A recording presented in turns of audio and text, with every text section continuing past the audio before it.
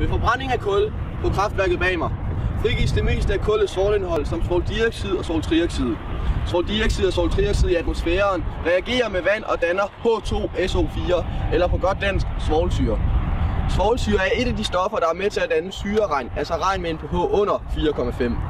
Syreregn er et stort globalt problem, især i kalkfattige områder som store dele af Sverige og Norge. Syren i regnen går ind og forstyrrer naturens balance og gør det umuligt for træer at leve. Kraftværket bag mig er i stand til at fjerne 99,5% af den svovldioxid og svovltrioxid, der dannes. Processen kaldes vådabsorption, og den vil vi kigge nærmere på i dag.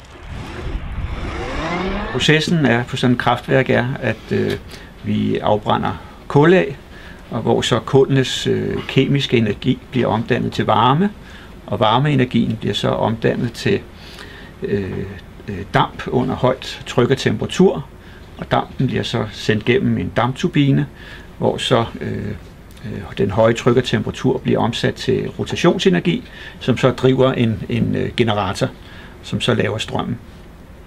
Og så røggasserne fra kedlen, de bliver først sendt gennem et denoxanlæg, hvor de fjerner kvælstofoxider, og efter denoxanlægget så går vi igennem et elektrofilter, hvor al flyveasken fra kullene bliver fjernet.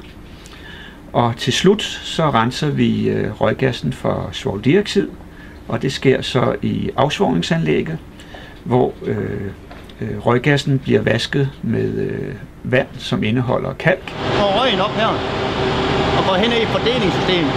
Det trækker så ned igennem her, så kommer vi til, hernede kommer vi til noget, der hedder en grit.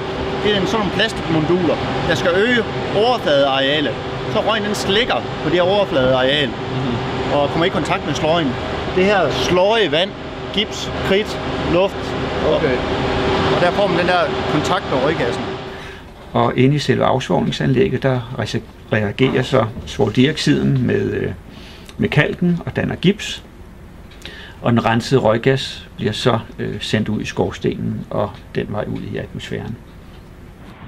Ved vådabsorption tilføres altså luft og vand mættet med kalk. Vand og kalk reagerer sammen med svovldioxid og danner vandholdig gips. Gipsen den bliver solgt til industriel brug, mens vandet det er spildevand. Udover vand og gips får vi også kuldioxid, der ledes ud i atmosfæren.